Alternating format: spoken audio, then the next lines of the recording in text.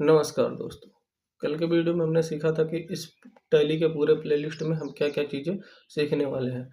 आज हमारा प्लेलिस्ट का पहला वीडियो है, तो आइए चलते हैं कंप्यूटर स्क्रीन पर। आज से 100 डेढ़ सौ साल पहले जब भारत में ज़मींदारी प्रथा थी, तो ज़मींदारों के पास कई सौ एकड़ ज़मीनें होती थीं। ज़मींदार इन ज़मीनों को किसानों में बाँट देते थे और उनसे कुछ कर वसूला करते थे। किस किसान को कितना ज़मीन देना है और किससे कितना कर लेना है, इन सब की देख-रेख करने के लिए वो एक आदमी को रखा करते थे जिसे मुनीम कहते हैं। मुनीम को ही आज के समय में अकाउंटेंट कहते हैं और वो जो काम करता था कि कितना किससे किससे कितना पैसा लेना है, किससे कितना कर लेना है, किसको कितना ज़मीन देना है, किसको क्या देना है, क्या उससे लेना है, ये जो वो काम करता था, इसको आज के समय में अकाउंटिंग कहते हैं।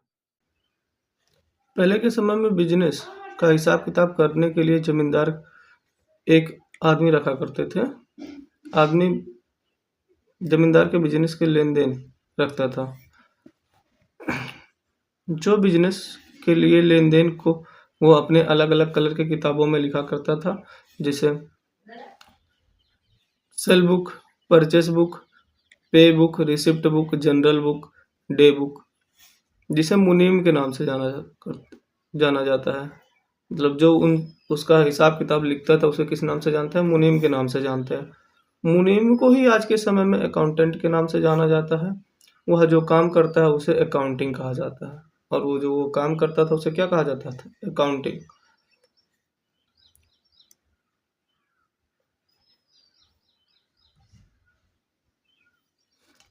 अकाउंटिंग का सीधा सा मतलब लेखा जोखा होता है। अकाउंटिंग का मतलब क्या होता है? लेखा जोखा होता है। अकाउंटिंग का जो सीधा मतलब होता है वो लेखा जोखा से है, जिसका मतलब होता है कि ट्रांजैक्शन को मतलब लेन देन को सीरियल वाइज से लिखना। ये मतलब क्या है? ट्रांजैक्शन को सीरियल वाइज से लिखना है। अब टैली की शुरुआत कहाँ से हुई? सन 1986 ईस्वी में श्याम सुंदर गोयनका और उनके बेटे एक थे जिनका नाम था भरत गोयनका। इन दोनों ने मिलकर एक कंपनी की स्टार्ट की जिसका नाम उन्होंने लिखा प्रूटोनिक्स।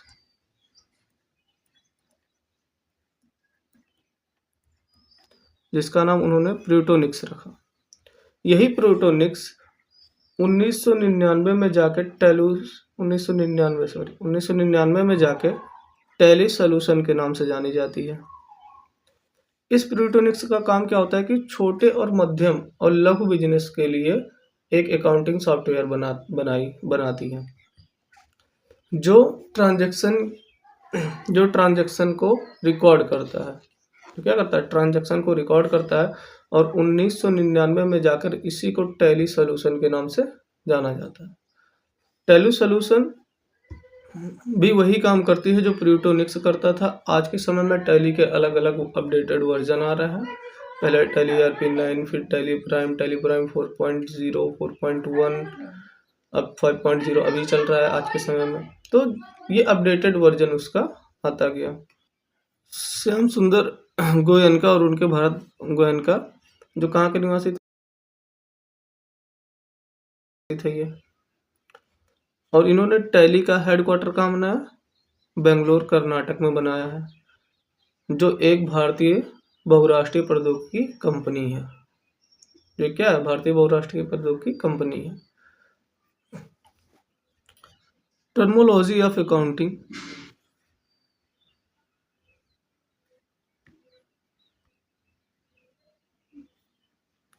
Terminology of accounting. ट्रेड क्या होता है? व्यापार क्या होता है? लाभ कमाने के उद्देश्य से वस्तु का क्रय विक्रय क्या कहलाता है? व्यापार कहलाता है। लाभ कमाने के उद्देश्य से वस्तु का जो क्रय विक्रय किया जाता है, जो लेन देन किया जाता है, उसे ही हम व्यापार कहते हैं। प्रोफेशन क्या होता है? पेशा क्या होता है? आय अर्जित करने के लिए कोई कार्य करना जिसके लिए प्रशिक्षण की आवश्यकता होती है। जिसके लिए क्या होती है? प्रशिक्षण की आवश्यकता होती है, पढ़ने लिखने की आवश्यकता होती है, उसे पेशा कहते हैं। ट्रेड में पूंजी की आवश्यकता होती है। ट्रेड में क्या होती है? पूंजी की आवश्यकता। प्रोफेशन में किसी पूंजी की आवश्यकता नहीं होती है। बिजनेस क्या होता है, व्यापार क्या होता है, ऐसा कोई वैधानिक कार्य जो आय या लाभ प्राप्त करने के उद्देश्य से किया जाता है उसे बिजनेस कहते हैं।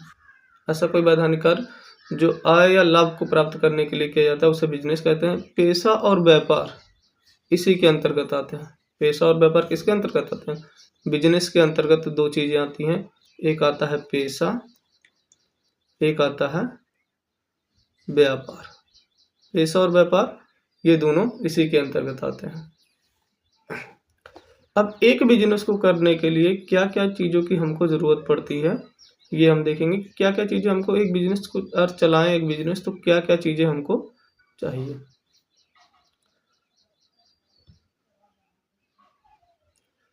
एक बिजनेस को चलाने के लिए सबसे पहले हमको चाहिए एक सप्लायर। एक सप्लायर होना चाहिए जो हमको माल सप्लाई करे। एक फाइनेंसियर होना चाहिए। एक बैंक होना चाहिए जिससे हम अपना पैसा ट्रांसफ़र करें, बैंक में डालें, पैसा निकालें या किसी को भी ट्रांसफ़र करें। कस्टमर होने चाहिए जो हमसे सामान खरीदे वो हमारे कस्टमर्स होते हैं और वो हमको कस्टमर चाहिए, कुछ कस्टमर्स होने चाहिए जो आपसे सामान खरीदे। एम्प्लॉय होने चाहिए, कुछ कर्मचारी होने चाहिए जो आपके बिजनेस में काम करें सामान को देने लेने में या फिर अकाउंटिंग के मैनेजमेंट में। और इन्वेस्टर होने चाहिए जो आपके बिजनेस में इन्वेस्ट करें। इन सबसे मिलके बनता है एक बिजनेस। इन सबसे मिलके एक बिजनेस तैयार होता है, तब आपका बिजनेस रन करता है। अगर आप इतनी चीज़ों पर ध्यान देंगे तो आपका बिजनेस रन करे। ये सब चीज़ें एक बिजनेस करने के लिए आपको चाहिए। अकाउंटिंग टर्मोलॉजी में ओनर क्या होता है, ओनर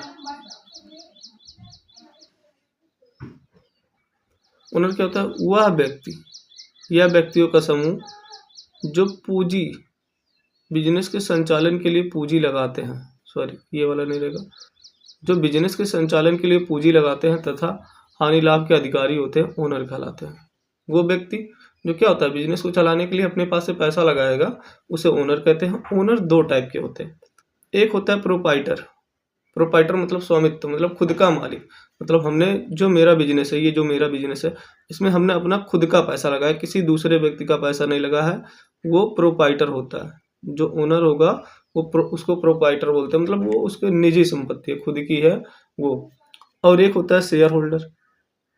शेयर होल्डर का मतलब होता है कि ज्वाइंट में बिजनेस, मतलब दो लोग थे और दोनों मिलकर एक बिजनेस शुरुआत किए तो इसको बोलते हैं शेयर होल्डर, या फिर दो या दो से अधिक लोग हो सकते हैं, लेकिन प्रोपाइटर में एक लोग होते हैं।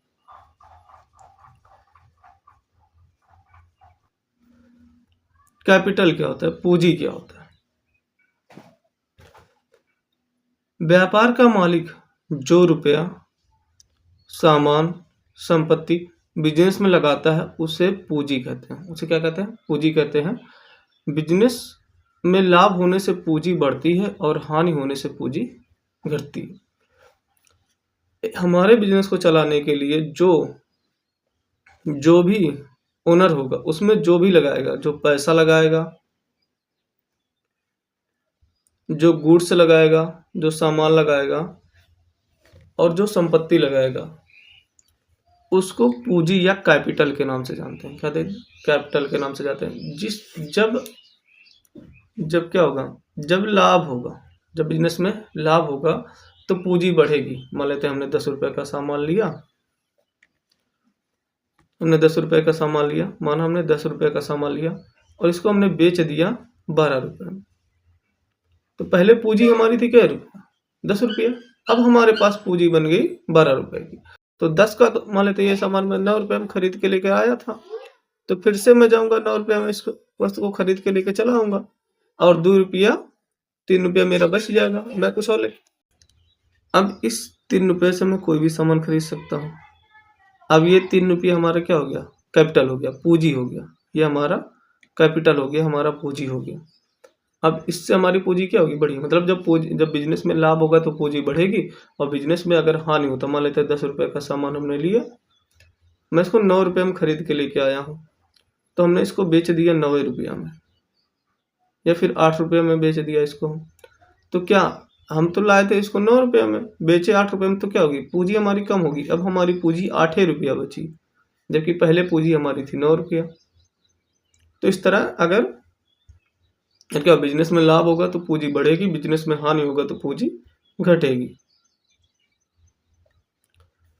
अब ड्रॉविंग्स क्या होता है, आहरण क्या होता है। जब बिजनेस का मालिक जब बिजनेस का मालिक बिजनेस में से ही अपने निजी खर्च के लिए कुछ पैसे निकालता है या सामान निकालता है, या तो पैसे निकाले या तो कुछ सामान निकाले, तो उसे आहरण या ड्राविंग्स कहते हैं। जब बिजनेस का मालिक क्या हो, बिजनेस का मालिक बिजनेस में से ही अपने निजी खर्च के लिए कुछ पैसे या सामान निकालता है तो उसे आहरण कहते हैं। आहरण से क्या होता है, आहरण से आपकी कैपिटल पर इफेक्ट पड़ता है। आहरण से क्या होता है, कैपिटल कम होती है। कैपिटल क्या हो जाती है, कम हो जाती है, पूंजी कम हो जाती है। मतलब मान लेते हैं हमने 10,000 रुपये कहीं पूंजी लगाया, मैंने 10,000 रुपये का पूंजी लगाया कहीं। अब ये 10,000 का जो हमने पूंजी लगाया, तो मान लेते हैं इसमें हमने निजी खर्च के लिए अपने 2,000 निकाल लिया, तो क्या हो जाएगा, अब हमारा कैपिटल कितना बचेगा, अब कैपिटल हमारा 8,000 बचेगा। क्या होता है, हमारे कैपिटल पे इफेक्ट पड़ता है, हमारा कैपिटल कम हो जाता है। गुड्स या माल क्या होता है, जिस सामग्री या वस्तु का क्रय विक्रय बिजनेस में किया जाता है उसे हम गुड्स के नाम से जानते हैं। जिस वस्तु का हमारा बिजनेस में क्रय विक्रय किया जाएगा, हमारे बिजनेस में क्रय विक्रय किया जाएगा, उसे हम क्या कहेंगे, गुड्स कहेंगे। ठीक है, उसे हम गुड्स या माल के नाम से जानेंगे, जो बिजनेस में हमारे क्रय विक्रय किया जाएगा, जिसे खरीदा और बेचा जाएगा। परचेस क्या होता है, विक्रय के उद्देश्य से बिजनेस में खरीदा गया माल क्रय या खरीदारी कहलाता है। ठीक है, मतलब विक्रय के उद्देश्य से, मतलब बेचने के उद्देश्य से, मतलब कोई भी सामान लें लेकिन इसको पता होना चाहिए कि हमको बेचना है, तो हमारा क्या कहलाएगा, वो खरीदारी कहलाता है। हमारे लिए क्या होगा, खरीदारी होगा, या वो हमारे लिए परचेस होगा। या तो खरीदारी होगा हमारे लिए, परचेस होगा। सेल क्या होगा, सेल विक्रय। बिजनेस में हम जिस माल को बेचते हैं उसे हम विक्रय कहा जाता है। बिजनेस में हम जिस माल को बेचते हैं उसे हम क्या कहेंगे, सेल कहेंगे, विक्रय कहेंगे। क्या कहेंगे, विक्रय कहेंगे, उसे हम विक्रय कहेंगे, बिजनेस में जिस हम माल को बेचेंगे।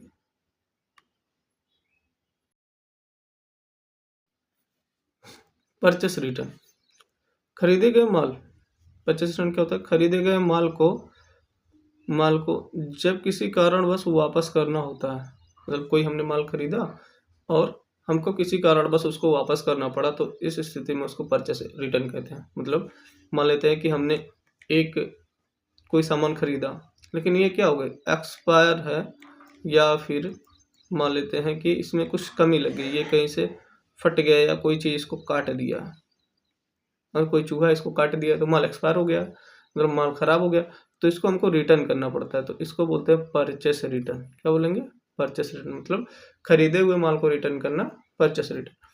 लेकिन जब हम कोई माल बेचे, मतलब हमने कोई माल बेचा और वो कोई हमको रिटर्न करे, तो उसको बोलता है सेल रिटर्न। बेचा हुआ माल जब खराब या किसी कारणवश वापस आ जाता है तो उसे सेल रिटर्न के नाम से जाना जाता है। किस नाम से, सेल रिटर्न के नाम से जाना जाता है, सेल रिटर्न उसे कहते हैं। स्टॉक या भंडारण क्या होता है, किसी भी बिजनेस के वर्तमान समय में जो भी माल या गुड्स उपलब्ध होते हैं उसे स्टॉक या भंडारण कहते हैं। स्टॉक या भंडारण कहते हैं। साल के अंत में जो माल बच जाता है उसे क्लोजिंग स्टॉक तथा नेक्स्ट ईयर में वही ओपनिंग स्टॉक कहलाता है। मतलब बोल रहा है कि बिजनेस वर्तमान समय में, बिजनेस में जो भी आपके पास सामान होगा, जो भी गुड्स होगा, जो भी आपके पास है, जो भी गुड्स है, वो क्या होगा, वो आपका भंडारण होगा, वही आपका स्टॉक होगा। साल के अंत में मान लेते हैं मेरे पास 10,000 का कोई सामान बचा है, 10,000 का हम बिजनेस कर रहे हैं, मेरे पास आज साल का अंतिम दिन है मेरे पास 10,000 का सामान है, तो इस ईयर के लिए, इस फाइनेंशियल ईयर के लिए ये क्या है, क्लोजिंग बैलेंस है। क्या है, क्लोजिंग बैलेंस है। यही क्लोजिंग बैलेंस है, मतलब बिजनेस कल मेरा यहीं समाप्त हो जाएगा, आज बिजनेस मेरा यहीं बंद हो जाएगा, मेरे पास 10,000 का स्टॉक है। यही स्टॉक जब अगले फाइनेंशियल ईयर में होंगे तो ये आपका ओपनिंग बैलेंस बन जाएगा। क्या बन जाएगा? Opening balance. जब अगले फाइनेंशियल ईयर में आप एंट्री करेंगे तो ओपनिंग बैलेंस, इसी को ओपनिंग बैलेंस के रूप में नोट करेंगे। लायबिलिटी, लायबिलिटी मतलब दायित्व। दायित्व क्या होता है? वे सभी ऋण जो व्यापार को अपने व्यक्ति या अथवा अपने मालिक के प्रति चुकाने होते हैं, लायबिलिटी कहलाता है। मतलब ऐसे ऋण जो हम व्यापार में या तो मालिक लिया हो या व्यापार के प्रति हो, उसको चुकाना होता है तो लायबिलिटी कहलाता है। लायबिलिटी दो प्रकार के होते हैं।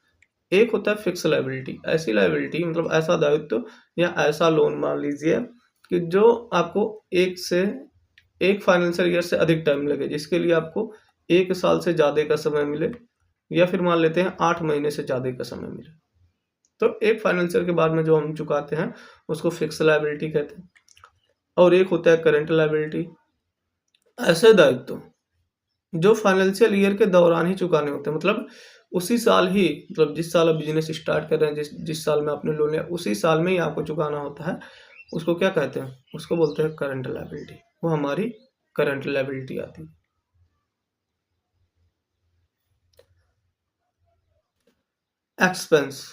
एक्सपेंसेस खर्चे क्या होते हैं? माल के उत्पादन या क्रय में या बिजनेस के लिए जो पैसे लगाए जाते हैं उसे एक्सपेंस कहते हैं। माल के उत्पादन में या क्रय करने में या खरीदने में या फिर बिजनेस में जो भी पैसा लगाया जाता है उसे हम क्या कहेंगे? एक्सपेंस कहेंगे, खर्चे कहेंगे। वो हमारे क्या होते हैं? खर्चे होते हैं। अब खर्चे दो टाइप के होते हैं। एक होता है डायरेक्ट एक्सपेंस, एक होता है इनडायरेक्ट एक्सपेंस। डायरेक्ट एक्सपेंस क्या होते हैं? ये वे खर्चे होते हैं जिन्हें बिजनेस मैन अपने माल खरीदते समय करता है। ये ऐसे एक्सपेंस होते हैं जो बिजनेसमैन अपने सामान को, मतलब अपने माल को खरीदते या गुड्स को खरीदते समय करता है, या माल के उत्पादन में करता है, या उत्पादन के दशा में कच्चे माल खरीद कर उसे बेचने योग्य बनाने में करता है। जो भी खर्च किया जाता है उसे डायरेक्ट एक्सपेंस के अंतर्गत रखते हैं।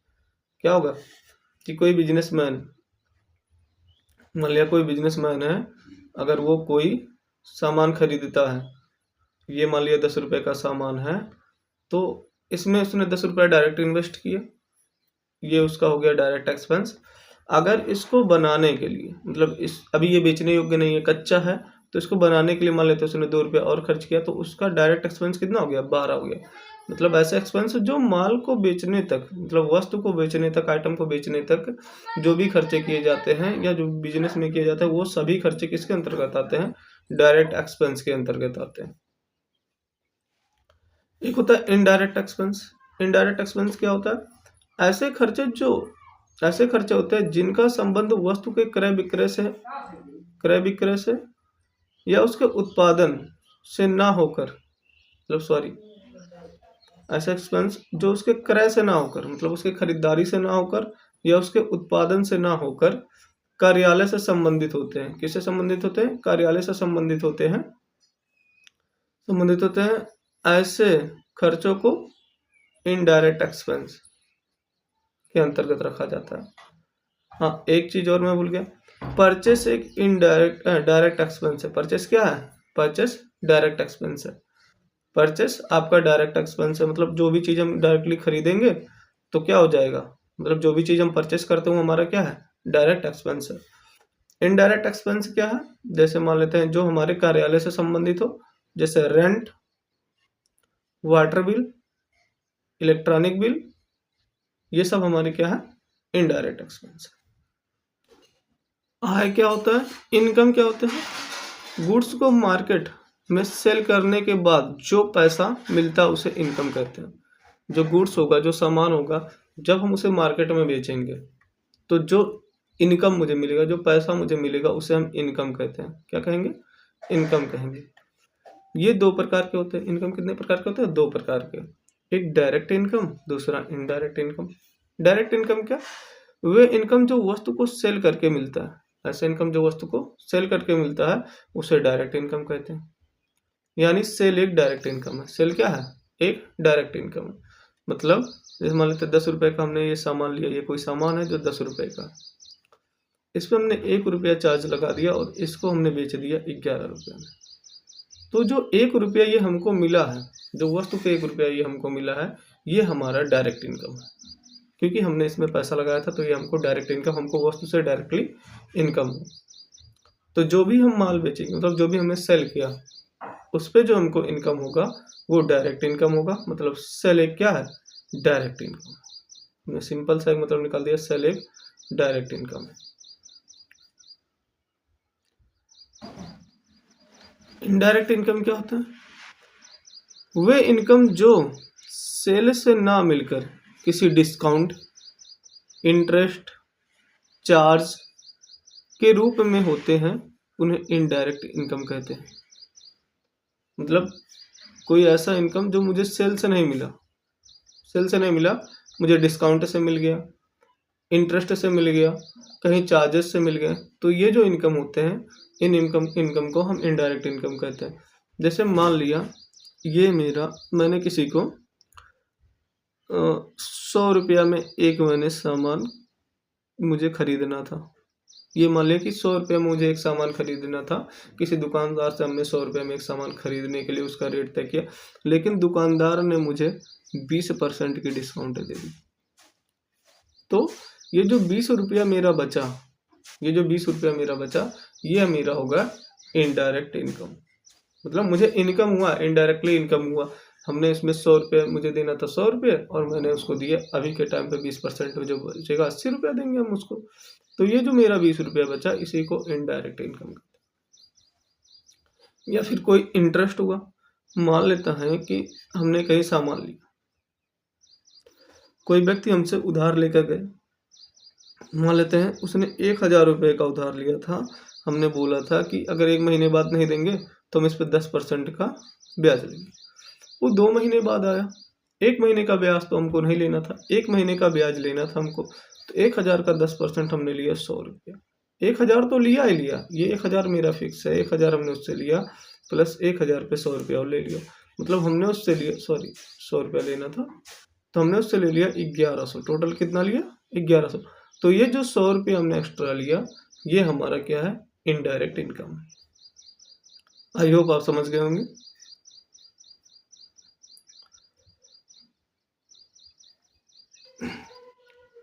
छूट, डिस्काउंट या बट्टा, आप इसको कुछ भी बोल सकते हैं। डिस्काउंट बोलिए, छूट बोलिए या बट्टा बोलिए। ये क्या होता है? बिजनेसमैन के द्वारा अपने ग्राहक को छूट या रियायत दिया जाता है। बिजनेसमैन के द्वारा अपने ग्राहक को छूट या रियायत दिया जाता है, जिसे डिस्काउंट कहते हैं। जिसे क्या कहते हैं? डिस्काउंट कहते हैं। डिस्काउंट 2 प्रकार के होते हैं, एक ट्रेड डिस्काउंट, दूसरा कैश डिस्काउंट। ट्रेड डिस्काउंट क्या होता है? ट्रेड डिस्काउंट क्या होता है? ट्रेड डिस्काउंट मतलब व्यापारिक छूट क्या होता है? बिजनेसमैन माल बेचते समय अपने ग्राहक के माल के मूल्य में या बिल में कुछ कमी कर देता है, वही व्यापारिक छूट कहलाता है। मतलब या तो माल के मूल्य, मतलब 10 रुपये का सामान हम बेच रहे हैं और हमने छूट कर दिया कि चलो हटाओ 9 रुपया दे देना हमको। तो यही हमारा क्या है? ट्रेड है। ये हमारा क्या है? ट्रेड डिस्काउंट है। इसी को व्यापारिक छूट कहते हैं, ट्रेड डिस्काउंट कहते हैं। या फिर हमसे कोई सामान लिया, मान लेते हैं कि हमसे कोई बहुत सारे सामान, मान लेता हूँ हमसे कोई बिस्किट लिया, पार्ले जी लिया 10, बटर लिया 10, और क्रीम बिस्किट मान लेते हैं हमसे लिया 10। ऐसे लेकर हमसे उसने 30 चीज़ें ली, तो हमने कर दिया 5-5 रुपये का, तो 30 गुणे 5, तो हमने कर दिया 150 हुआ आपका। तो चलिए 150 ना देकर आप क्या कर दीजिए, इस पूरे बिल के मूल्य में जो 150 आया, हमने सामान में छूट कोई नहीं दिया, हमने पूरे सामान में किसी में छूट नहीं दिया है, लेकिन इस पूरे डिस्काउंट में मिलकर आप मुझे 150 ना देके 145 दे दीजिए। तो ये जो 5 रुपये हमने छोड़ा, इसमें इसी को हम बोलते हैं ट्रेड डिस्काउंट। या तो बिल के मूल्य में वो छूट करे, या तो आप किसी आइटम के मूल्य में छूट कर सकते हैं, तो दोनों मिला के एक ही चीज़ें होती है, तो इसको बोलते हैं ट्रेड डिस्काउंट। कैश डिस्काउंट क्या होता है? कैश डिस्काउंट नगद छूट क्या होता है? बिजनेसमैन चालान के अनुसार ग्राहक को एक निश्चित समय में अपना बकाया जमा करना होता है। ये बकाया है, अपना बकाया जमा करने की सुविधा प्रदान करता है। क्या होता है? बिजनेसमैन ग्राहक को एक निश्चित समय में अपना बकाया जमा करने का सुविधा प्रदान करता है। ग्राहक अवधि से पहले अगर अपना पैसा जमा कर देता है तो उसे कुछ छूट दी जाती है, जिसे कैश डिस्काउंट कहते हैं। क्या होता है? ग्राहक अगर अपने समय से पहले कुछ पैसा जमा कर देता है तो उसे क्या कहते हैं? कैश डिस्काउंट कहते हैं। तो उसे कुछ छूट दी जाती है तो उसे कैश डिस्काउंट कहते हैं। मान लेते हैं कि हमने कहीं 5,000 से कोई हमसे कोई 5,000 का उधार लेके गया, 5,000 का उधार लेके गया, और वो समय से पहले, मतलब जो समय उसने बोला था उस समय से पहले वो मुझे आके 5,000 दे रहा है।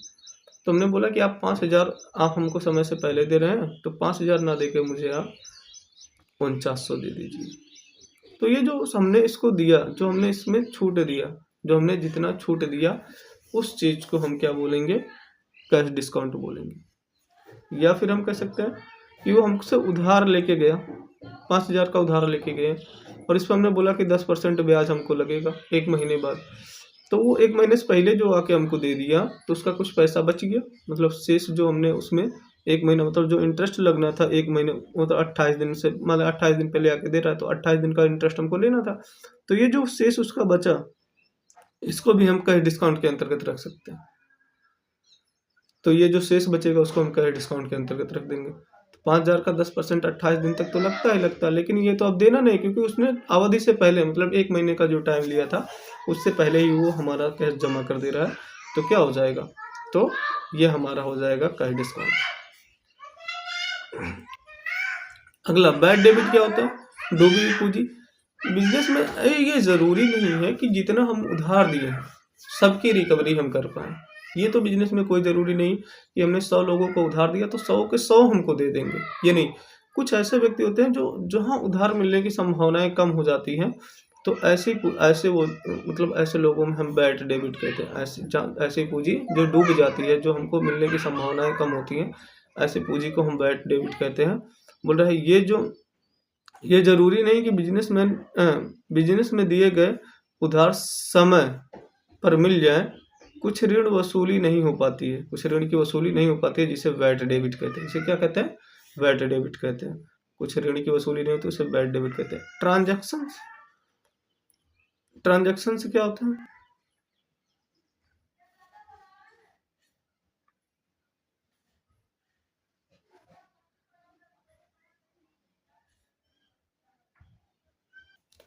ट्रांजैक्शन ट्रांजैक्शन क्या होता है? लेन देन क्या होता है?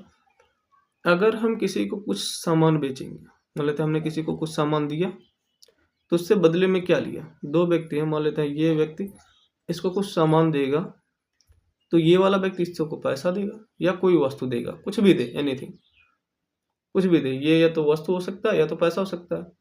ये भी या वस्तु हो सकता है या पैसा हो सकता है। मतलब जब 2 व्यक्तियों का आपस में लेन देन होता है तो इसको बोलते हैं ट्रांजैक्शन।